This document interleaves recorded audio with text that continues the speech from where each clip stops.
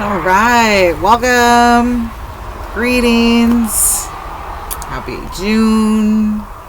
Oh my gosh, happy passing of Witches Month, May. I don't know about you all, but May was intense and good. I had a birthday and did a lot of fun stuff and did some research. So, okay, in my last video, I talked about I'm going to kind of change up the calendar, but not really. So, two things I did. One of them was I got the Farmer's Almanac of 2024. For those of you who are doing any kind of farming or any kind of planting, and just for general knowledge, like I learned about some traditions in other countries. In this one of them being learning about the pepper tree in California is actually also called the, oh my gosh, where is it? I thought I marked it. Of course. Okay. So we'll get back to that story, but also what's in here are so many things, just so many things. But if you are a planter, you're doing seeds, it's just a cool guide. And if you are into the calendar, which we're going to get into, because, oh my goodness. Anyhow, so it is called the Peruvian pepper. And I have, that's one of my favorite trees. I've always really liked that tree. And so I'm mentioning it because I've liked that tree so much that when I go to visit, if I find some, I will bring it home. Like, I feel like there's sacredness to it.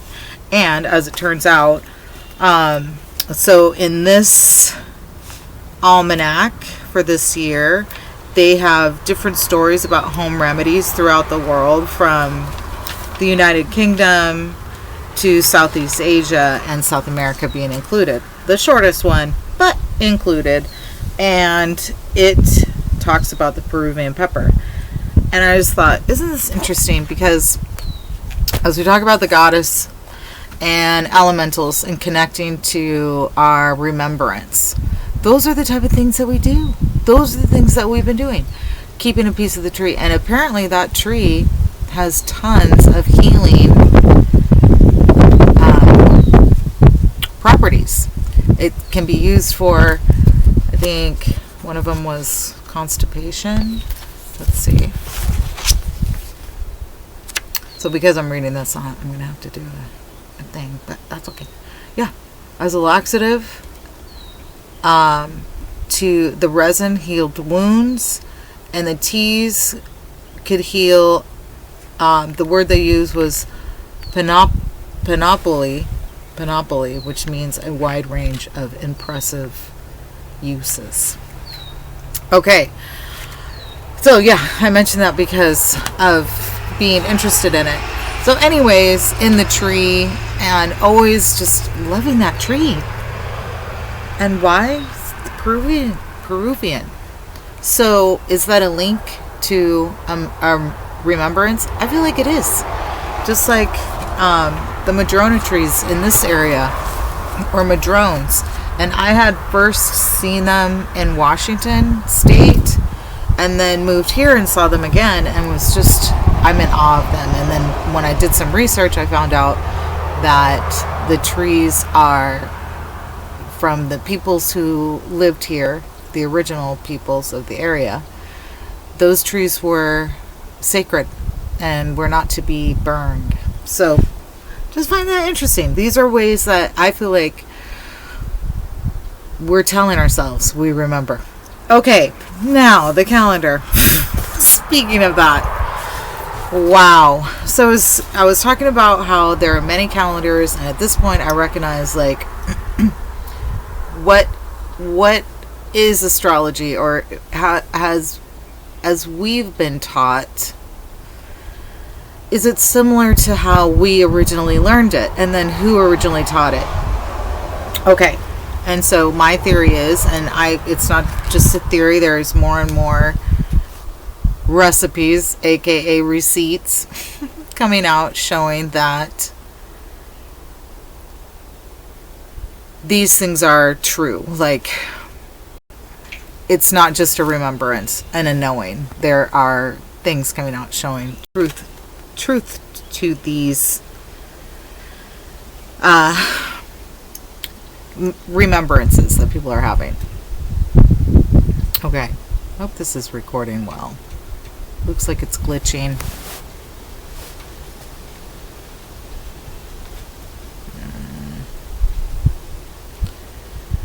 Do I risk it?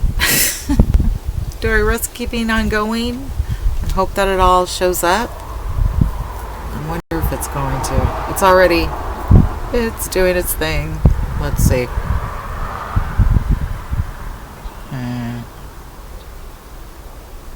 Let's see if I pause it.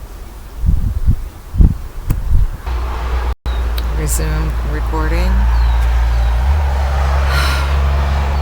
Okay, well, I'm going to keep going, hoping that the recording shows up, and if it doesn't, then I will do it again.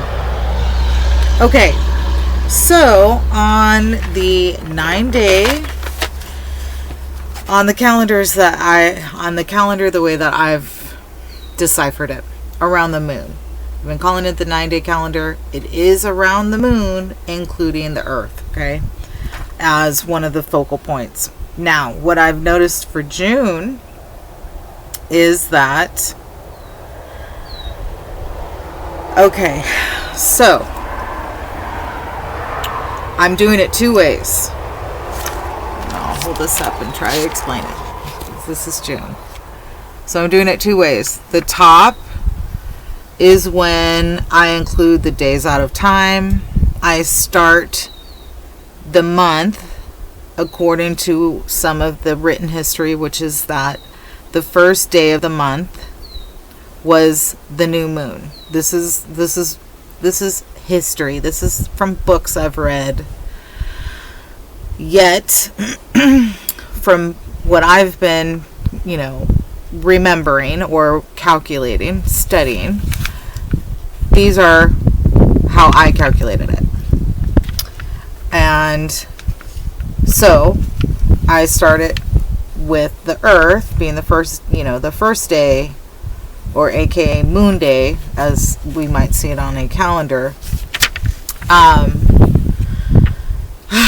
don't want to say moon day, but I start the day, and I know it's hard to see, but feel free to pause it and zoom in so that you can better understand what I'm talking about. But we can see that there's a new moon coming on the 5th, tomorrow, because today is the 4th, okay? So this time would be, we are in the 3rd day of the day out of time if we go by the calculations of the Earth day, or the first day of the month starting on the first day of the new moon. So it would end with Pluto, and then we have these days out of time that I call them, and then this would be the first day of the new moon.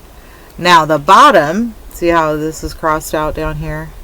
The bottom, I start the first day of the month, the first day after the 3 days of the new moon. And this is because of doing research and learning about the Ides, and then just playing around and discovering that some things, like the first day of the Chinese New Year, the first day of Ramadan, were falling on days that matched with the moon cycle starting after the new moon. Okay? So, I started noticing a pattern again because of some of the information from astrological apps where, and somebody pointed out specifically that it looks like 9 days for the moon to do 7 days. And I thought about some things, like we call when women stop having their period menopause. And if you think about nature and cycles, is there a pause? Where did we come up with that word? Besides humans, where is there a pause? Is there a pause in the moon cycle, especially when it's full or new? And why did I think that? I was doing something on here. Oh, because. So, if you count the days, this is all relating back to the calendar, which where there's even more information.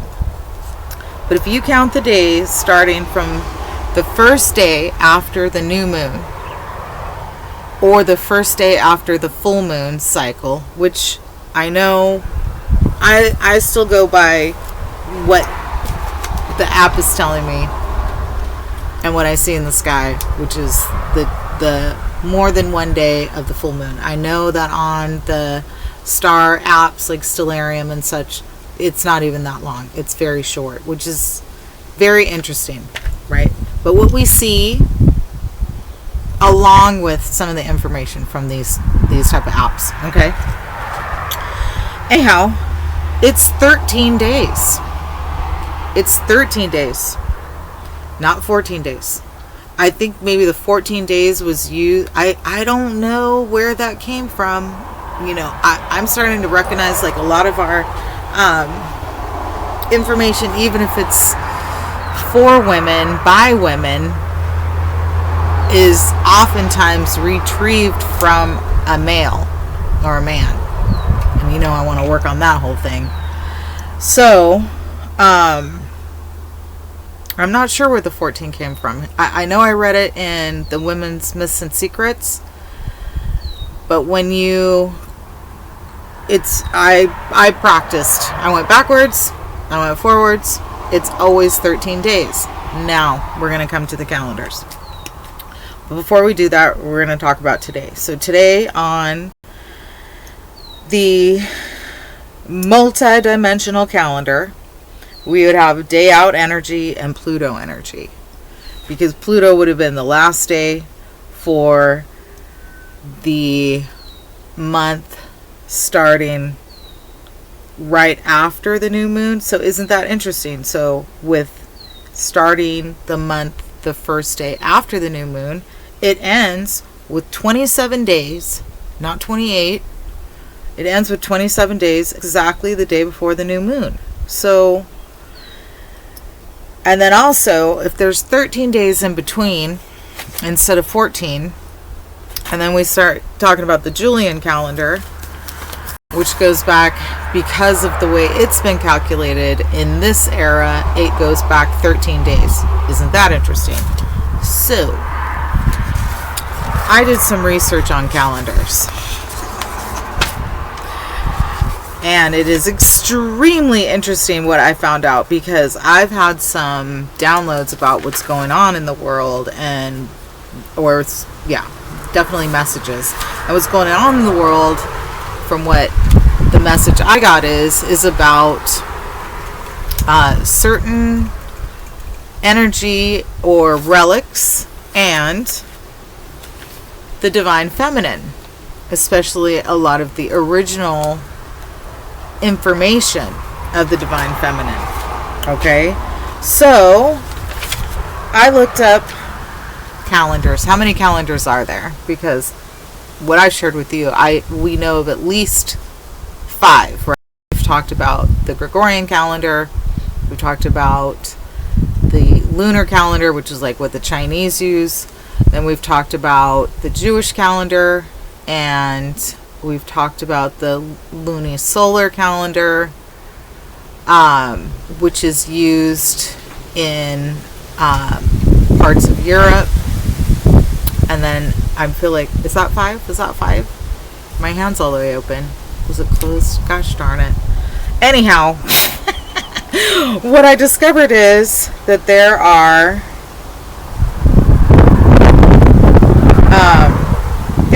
that's why I asked that pausing question. That there are approximately 40 calendars that are still in use today. 40 calendars? Okay. And then the most common are the solar, lunar, and lunisolar. So we know, most of us know what a solar calendar is. It's based on the Earth's orbit around the sun. And it's consistent of approximately 365 days, except for leap year. And then 12 months in total with 30 to 31 days. Most used is the Gregorian calendar, and the countries that we know use them are the United States of America, Australia, Brazil, and France. Okay, then there's the lunar moon-based calendar, okay? And the lunar-based calendar is based on the moon's rotation around the Earth. And it's typically 12 months, 29 to 30 days. And a group that used them was the Sumerians, which we talked about because I did a video about Marduk and the whole stars thing. And then another video where he still used his mother's quote unquote calendar. So I'm ultimately coming back to the mothers, right? But then we have lunisolar. Interesting, because it's called lunisolar, not solar luni. So I find it interesting that lunar is in front of solar in this definition, but it's very similar to the lunar calendar but it's based on both, and to keep the sync with the seasons. So each with 29 or 30 days, and biblical stories or biblical people. I don't know. It says biblical and Hebrew calendars. So I talked about that also, how in May 5th, the Sunday before Mother's Day, was Orthodox Easter, which is calculated by people who are Orthodox, and they're looking at all these calendars. I mean, is my guess. This is what I'm doing. This is how I'm figuring out that they must have people who this is what they do. Okay. And then also examples of the lunar people who use the lunar solar calendars are the Hindu with the Gregorian for religious events and holidays. So the Hindus use the lunisolar calendar for religious reasons. No, for I did a little research. Well, I'm getting to it, I hope.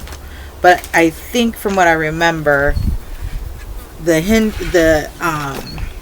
lunisolar calendar is used maybe personally, and then they use the Gregorian calendar for religious and holidays events, which I found interesting. And then other calendars still in use today are the Jewish, Islamic, Hindu, Chinese, Julian, and Persian.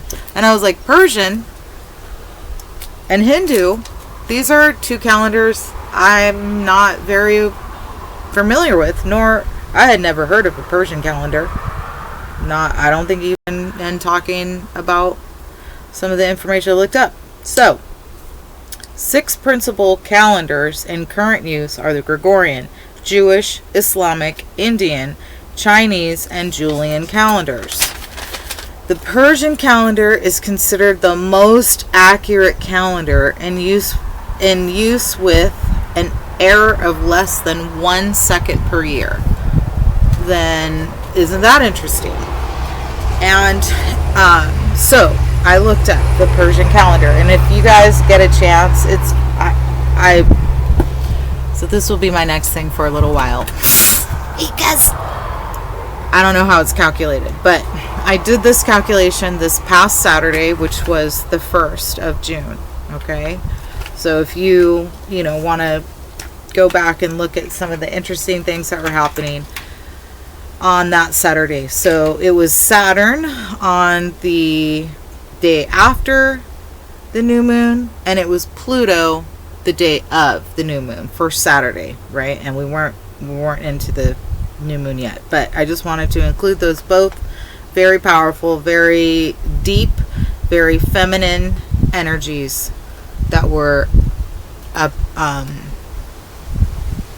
there on Saturday, this past Saturday. So this past Saturday, the date for the Persian calendar was 1403. The I guess the date or the month is called the Khorrad.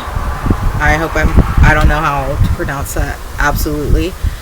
The date was the 12th, and they considered it a normal year. And then the weekday was Shanbeh. The Islamic calendar, Hijri Gaham.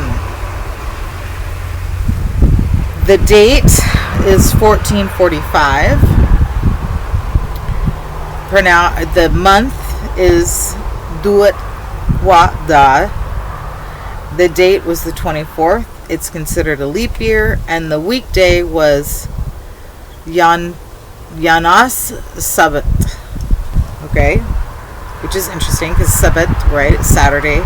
Anyhow, the Gregorian calendar, it was June 1st, 2024, leap year, weekday, Saturday. The Julian calendar, which is so confusing. I'm just saying, it's very confusing. The Julian calendar, the date was 246046.5, because I was checking this midday, according to the sun, because, if we went by the moon, midday would be 12 midnight, okay, instead of 12 noon, anyhow. And then a modified Julian calendar, so that's basically the year and then the day of the year, which I needed to look up because I don't see it in the number. It's very confusing to me. 60th day of the year? That's impossible, right? Yeah. It's not the 400th, the 62nd. I don't know. I have to, y'all, I am not, listen. I will refigure that out, because I know I figured it out a couple months ago, and I felt like I had it down, but I don't. Oh, that's because it was the second. Okay, so 2460462. So six is the month, 2 was the date, because this was from the Persian calendar, so they were a day ahead of me, even though I said the first. And it's 2024, so that's 24 in the beginning, and then I don't know, maybe it's the 146th day, because maybe they start 100 with a 0. I will double check that. That makes more sense. That's probably correct. Anyhow, thanks for listening to all that. And then the Julian calendar, as far as the date, so we're looking at the Gregorian calendar. It is June 1st. But on the Gregorian calendar, it is, remember, 13 days minus. So it was May 19th. It's still a Saturday, and it was leap year. The Hebrew calendar. The year is 5784. The month is called Iyar. The date was 24. Embolistic deficient is 383 days. So I don't know. I have to do some more studying. And then they showed the writing and in Hebrew what month it is, which is the I can't remember the name of this symbol in Hebrew, but it's like I think it's ayah. It might be how they're saying it. The Hebrew month, Iyar. I think it's Iyar. I don't know for sure. I have to look that up. we're not done. Thanks for hanging out. Oh, we're okay. That's the last one. And so unless you're taught Hebrew, so you need to know Hebrew, and I'm still in the process of learning Hebrew, but I've gone in other directions, so it's not my main focus anymore. But you need to know Hebrew and about the Jewish calendar to really be able to kind of decipher this and understand what the embolistic deficient means. Their year is different. So I think I go into that a little bit. How long is this? Okay. So Persian versus Gregorian. So I learned a lot of stuff doing all this, but the solar calendar, I think, Hijri, or Hijri,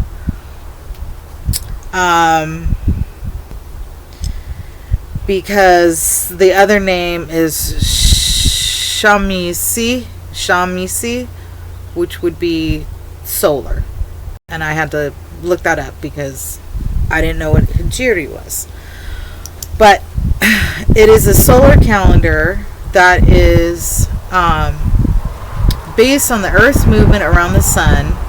And unlike the Gregorian calendar, so this is the Persian calendar, unlike the Gregorian calendar, which follows a set of predetermined rules to stay in sync with the solar year, the Persian calendar, the solar Persian calendar, is based on astronomical observation, precise astronomical observations, and moreover uses a sophisticated intercalculation system, making it more accurate than its younger European Gregorian calendar. It is currently used in Iran as the official calendar of the country. Okay, and so Hijri meaning. So when I looked it up, what I saw was the Hijri lunar calendar, which was brought to Islam by Muhammad, and was actually like the day the word was created was considered the first day in the Islamic calendar, from what I read.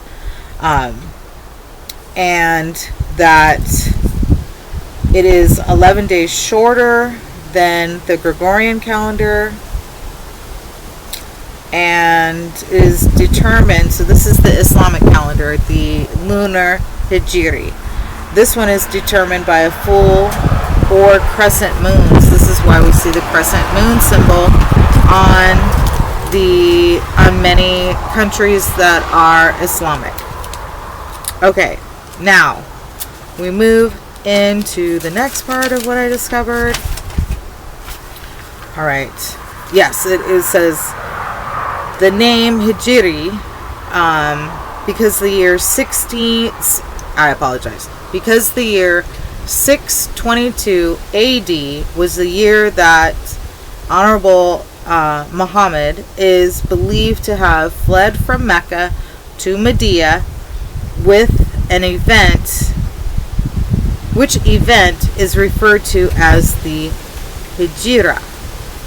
This year is generally considered by Muslims the first year of Islam.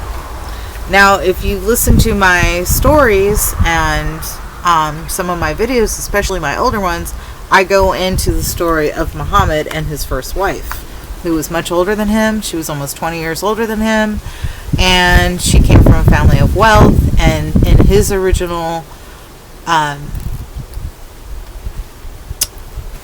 wording, it was his first wife who was the mother of Islam, but we don't hear that, and then we hear a lot of other things. But anyways, so Persia is now what is considered Iran or parts of the Middle East, but it was a language, right? It was a language and a culture, right? A whole multitude of people, not just what we see as like bordered countries. Iranian calendars are considered a chronology. This is like their story. they follow this calendar because it is their story as well. So I find that so fascinating. And this calendar was created for over 2 million years ago. It is considered one of the longest chronological records in human history. The Iranian calendar has been modified many times for administrative, climactic, and religious purposes. And then the person who's given kind of credit for creating the calendar, his name is Omar Khayyam, and he was what is called a polymather, if I'm saying that correctly, which is somebody who knows a lot about a lot of things. And he studied astronomy and came up with the calendar. Polymath, yeah, Persian polymath. Having learned much, or as well learned, knowing spans of many different subjects. Many people are polymathers. They just probably may not call themselves that.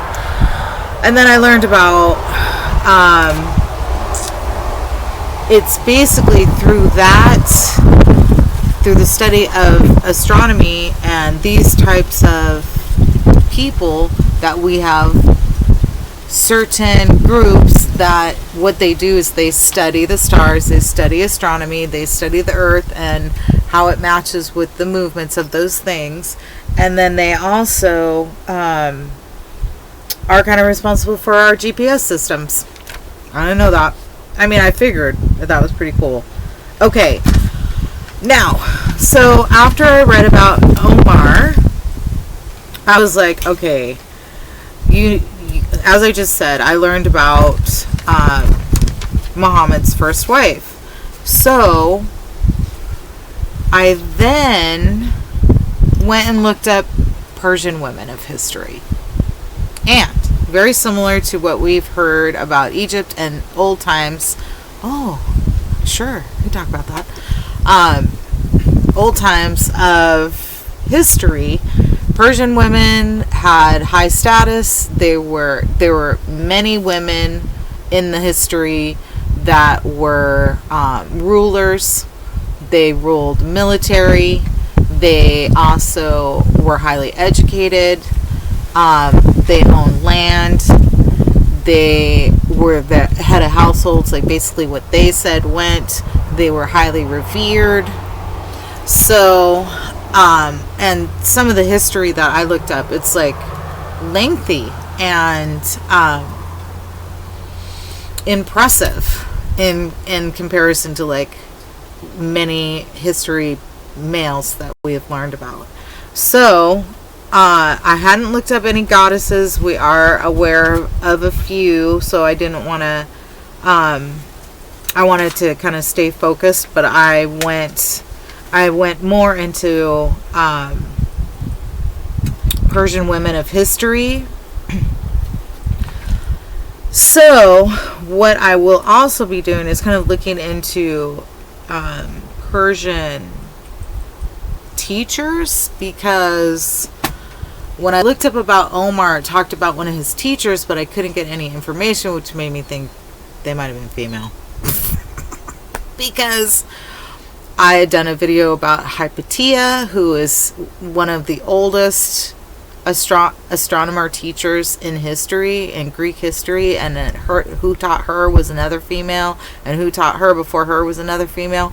But those, now we mostly hear that we get this information from like Socrates and Plato, right? So they were taught by Hypatia, but we don't hear about her, we hear about them. And so this is my way of kind of like bringing it back. And then one of my friends, okay, so a couple of things. So I was just talking about how women owned property and they had a lot of their own kind of like autonomy and authority, right? I keep talking about authority, and maybe I should clarify that word authority, meaning like when this person speaks, there is an automatic sense of respect and an automatic sense of hearing. Like a lot of people kind of shun against the word authority because of the way it's been presented to us, especially in our culture when we talk about like a teacher to a police officer to a firefighter, right?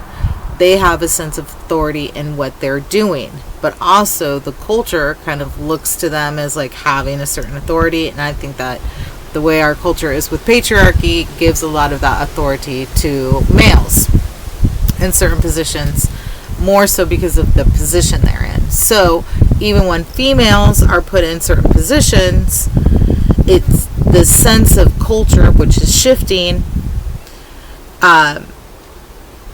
The authority energy is like, well, where's the receipts, or how does she know what she's talking about, or where did she get her education? Where oftentimes, like with Socrates and Plato, a lot of people aren't asking who taught them, right? Okay, now, I say all that because my theory is it all comes back to the feminine. So if the Persian calendar is one of the most accurate and oldest calendars, who is she? Where is she at? I want to find her. So I'm going to try to find her. If anybody knows and has some information, bring it. Also, it brings me to this part. You know how in the Americas we talk about the Civil War? And if you've seen one of my older videos, I talk about how the word civil, I theorize, comes from the word sibyl. Sibylized. Sibylline. Sublime. That's my theory. It's an untested theory, but that's my theory. So with that, I started thinking it, because I've always thought, why did we name a war Civil War? And then we have like civil rights, and we talk about being civil. Like, how can you have a civil war? Those two words are irony or an oxymoron at its finest, right? So I started thinking, because a lot of the Civil War that I've learned about, especially from the female's perspective, was about property and basically usurping a lot of females' lands by saying they weren't married, or even if they were married, their husband was away. So a lot of these fighting factions were able to take a lot of land. Was it technically a civil war? Literally going after the last remaining females with power and authority, meaning land and money. I don't know, just throwing that out there, because everything we've talked about, I've been wanting to talk about that, because we start really looking into the history of that time, and we do see a lot of stories of just literally women losing, or females losing their property and land and farms. And so I don't know. Okay, what was the other thing I was gonna say when it comes to the calendars? And so yeah,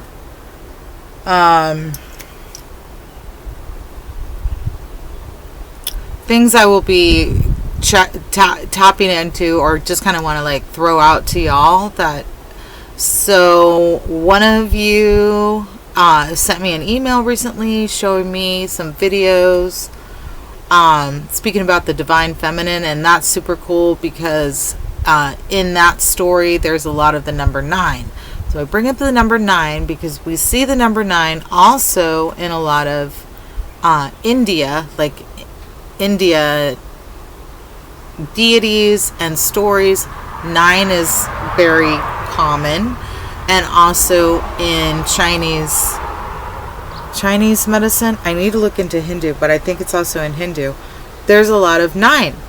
You see a lot of 9. You see a lot of all the numbers as symbols, but you'll see a repeated set of 9 in practice. Like if you're practicing a certain, say you want to activate your lymphs, it'll show you like you hit this 9 times, you hit this 9 times, and then you do it 9 times. So that's what I'm talking about. I'm not talking about always in like spiritual things, but when it comes to completion or completing something, whereas in the Western culture we talk about 10 or 7. And so I just wanted to throw that out there. And then in bringing more messages from the Great Mother, what the messages I've been getting outside of remembrance, because there's word stuff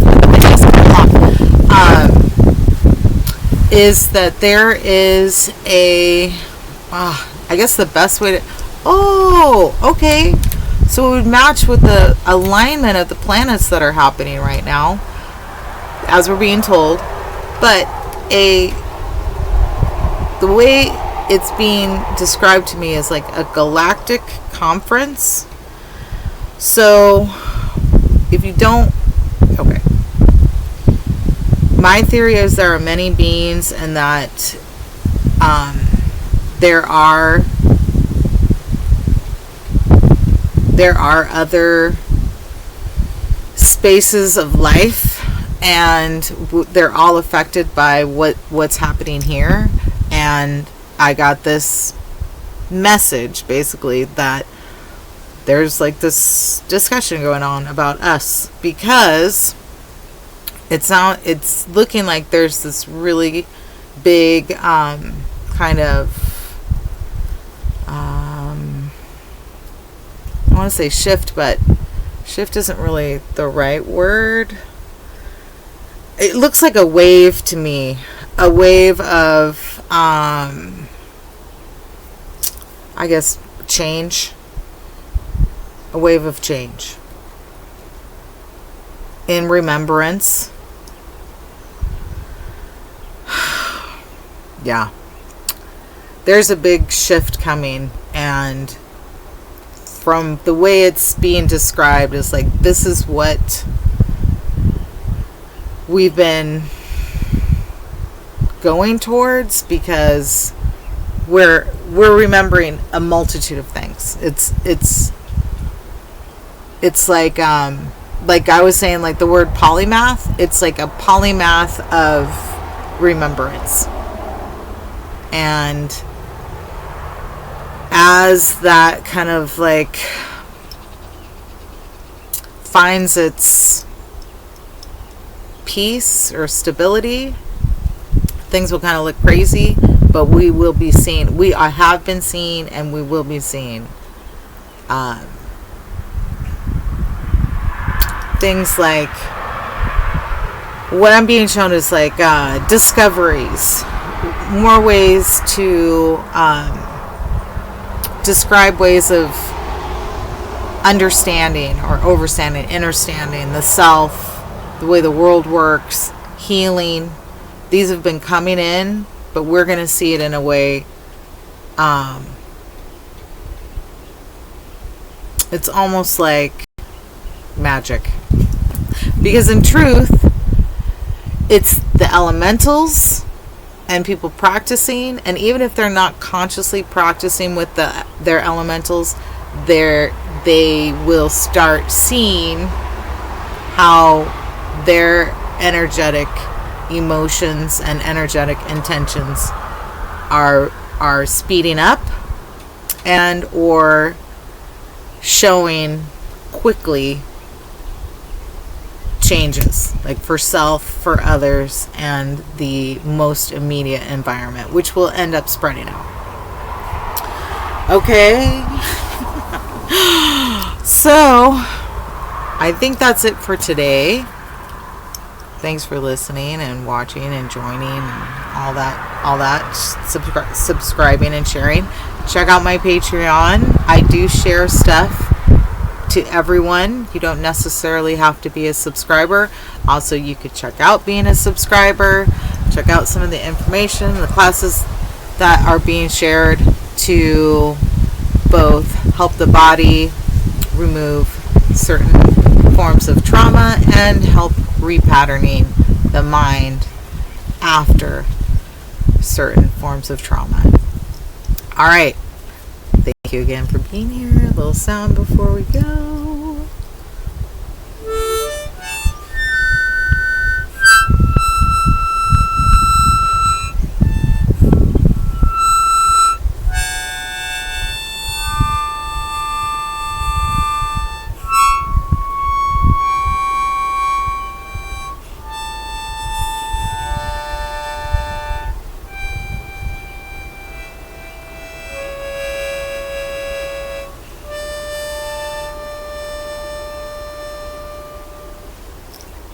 Till next time.